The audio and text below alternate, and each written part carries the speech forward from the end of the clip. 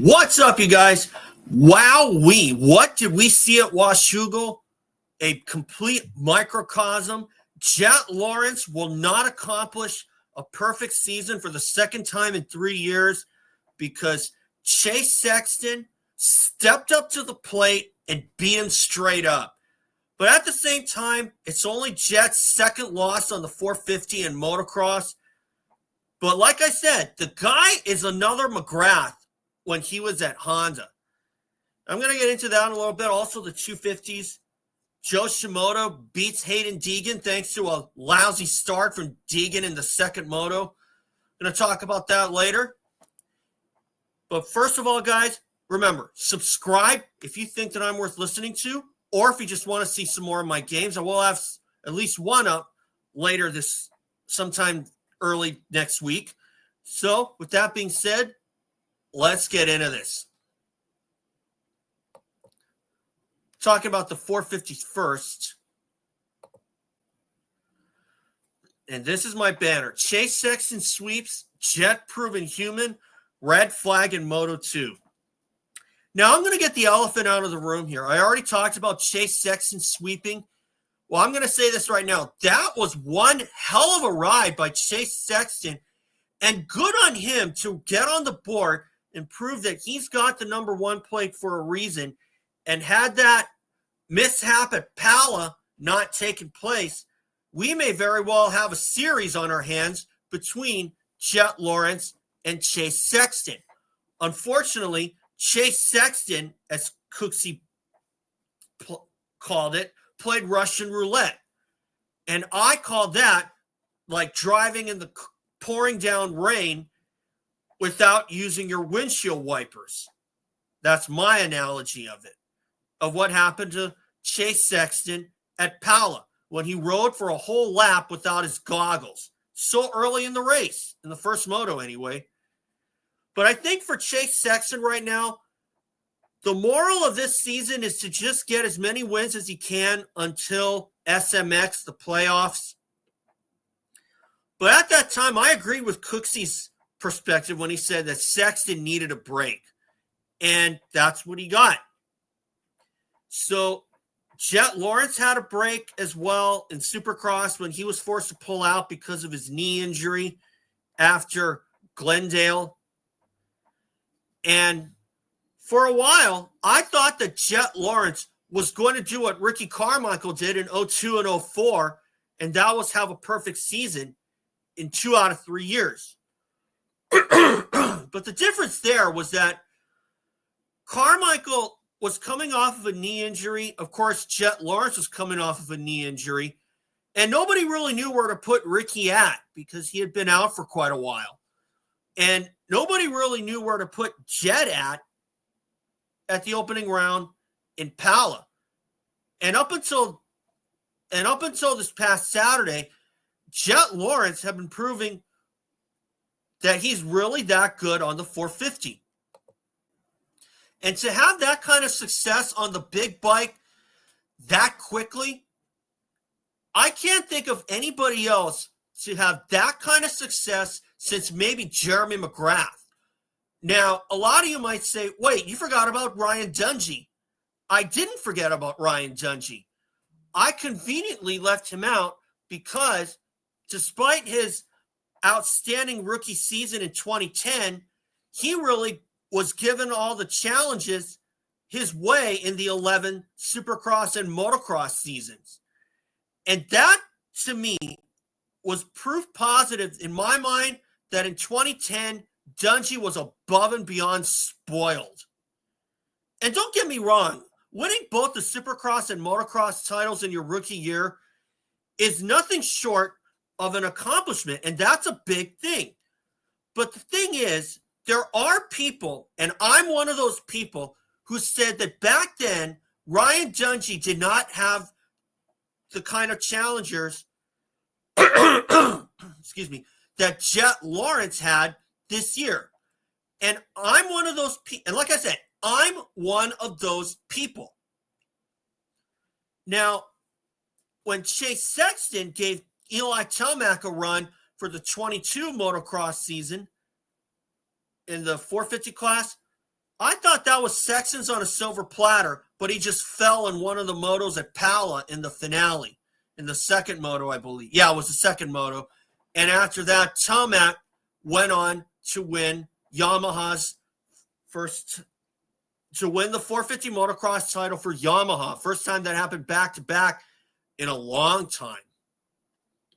In fact, I don't know if that was ever accomplished before.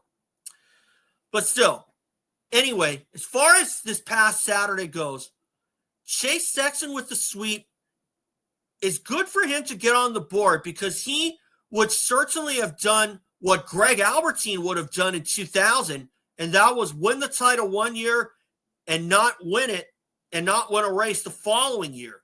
Sexton won the motocross title last year. Now he's in the winner's circle for the first time, and that's got to feel good and a major monkey off the back for Chase Sexton. And, you look at Supercross in 22, Cooper Webb won the title in 2021, and he didn't even win a race the following year. And I was saying so many times that the last time that happened was Jeff Emig in 98. So, obviously, that's something that nobody could take away from Cooper Webb. And I'm sure Cooper Webb would have liked to have that little tidbit gone away. But you know what? It is what it is. Now Cooper Webb's out with a bad knee. And I like to think that maybe somebody at least one person on the Yamaha personnel who's got to be a little sick and tired of seeing this from Cooper Webb. Does good in Supercross, but royally sucks outdoors. But you know what? If there isn't, then whatever. Then again, Jeremy McGrath wasn't really known for motocross success. So, you can kind of call that a double-edged blade, but I would imagine that at least one person on Factory Yamaha has got to be a little sick and tired of seeing this from Cooper Webb. I mean, even when he was on KTM, he didn't really look all that great in motocross. And I was thinking that maybe somebody on the KTM personnel wasn't too pleased to see this from Cooper Webb at all. So,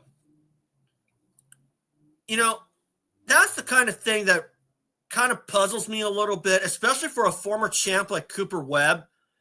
I mean, now he really does have the right to do Supercross only if he wants to, since he doesn't do well outdoors. And if Yamaha would be willing to do that for Cooper Webb and give his machine to somebody else for motocross, that might be an amicable situation. And maybe Factory Yamaha, Star Racing Yamaha, would be more than willing to possibly bump someone up from one of the privateer squad, one of the privateer support teams up into the factory rig and just let them show what they got. You know what I'm saying? So, with Jett proven human, obviously it's only a second loss in the 450, and that's incredible too. Because like I said earlier, I haven't seen anybody with that kind of success on Honda that early in his tenure in the big class since maybe McGrath. So now the red flag in Moto 2, I am glad that they went back to a staggered restart, especially after Haiden Deegan got screwed out of a Moto win at Budds Creek in 23. And just to know that that wasn't because of Jeremy Hand like I had originally thought, that was pretty bad. And I didn't really see the crash from Nordstrom, that foreign guy. And, to see a replay of Jeremy Hand's crash, to see his bike go into where the spectators are, I think it's about time that they have that the promoters of the track or whoever runs the track has got to make some more places that are more fan friendly, or perhaps have one of those big gates up above, like how they have NASCAR.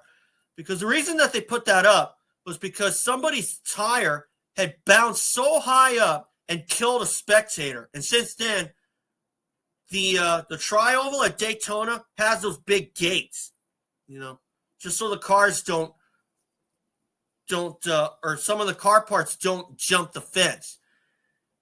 And my question is, why do they not do that for motocross? Because then that takes safety to a whole new level. And it's really an easy fix too, to say the least. But at the same time, when you're looking at the other side of the coin, when you look at Jeremy Hand's crash, if those gates were up, there might be a chance that Hand could have met his motorcycle face to face. Although I kind of doubt it, because that's like 220 pounds of steel and metal. I mean, is it going to ricochet into him? Probably not, but there's always that chance, if you're that close enough. And it does make the spectators feel about 10 times safer. But still, I thought the red flag came out because of Jeremy Hand's crash, and it turns out it was that foreign guy, Nordstrom. And I don't know why there was no replay of his crash, because I would really have liked to see that, see how bad it really was, because he was down in the whoop section. Okay, and now to the 250s. This is my banner. Jo Shimoda wins overall. Bad start dooms Deegan in Moto 2. Now, I got to say, though, for Deegan to lose at Washougal,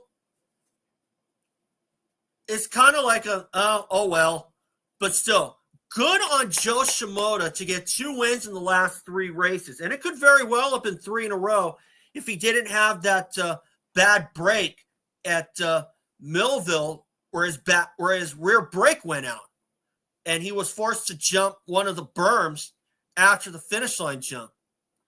So, for Deegan to have a bad start in Moto 2, obviously he's still good in the points, but still, for Deegan to have a bad start in Moto 2, that's just got to eat at him a little bit.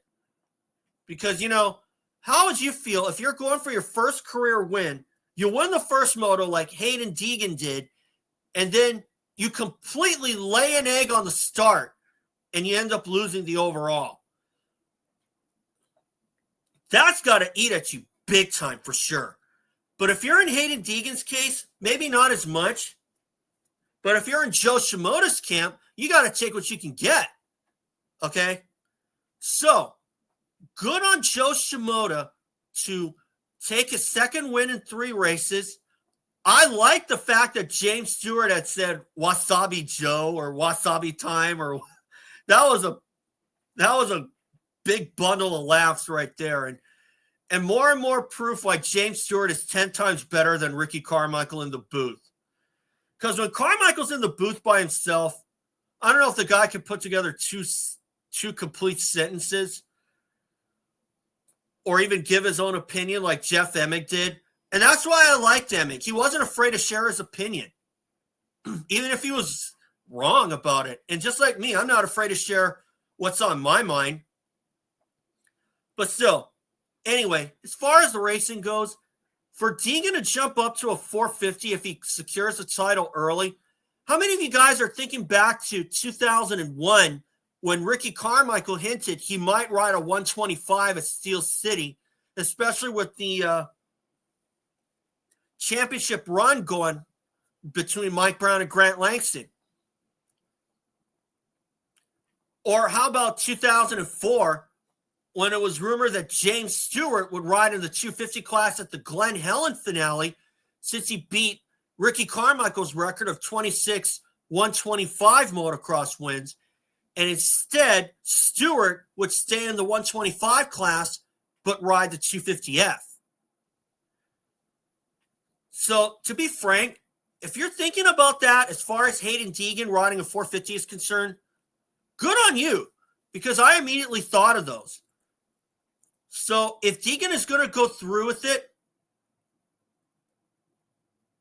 I don't know if that's probably the best thing.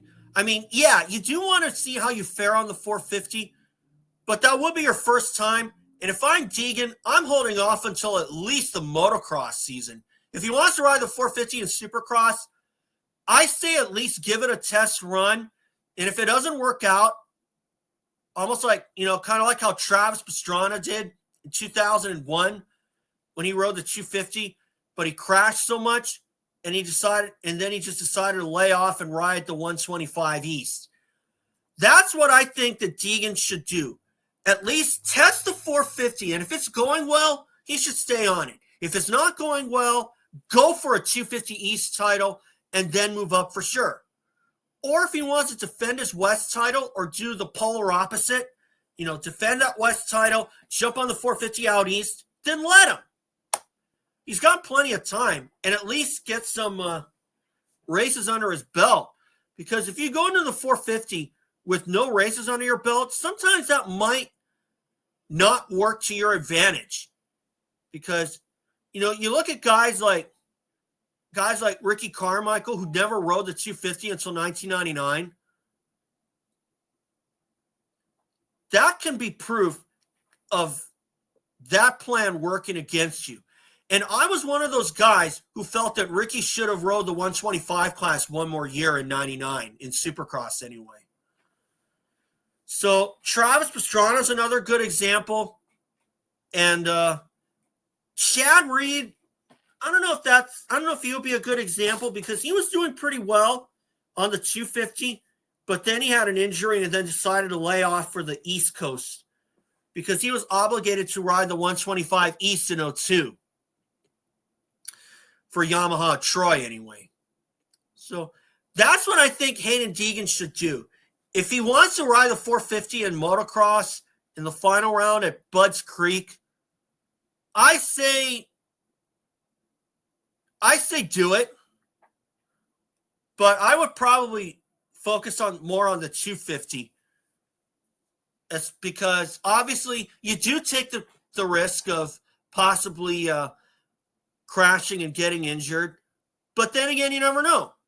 He could do what Jett Lawrence did and maybe win an overall, or maybe Justin Barcia for that matter, because how many of you guys remember when Barcia got pulled from the 250 class in 2011 to race the 450, and he ended up getting a moto win at Southwick? So that's one of the things where some guys just ride the 250 better, some guys just ride the 450 better. So we'll see what happens and if Deegan goes through with it. So anyway, guys, that's all for today. And remember, subscribe. I'll see you all in 2 weeks for the next round at Ironman.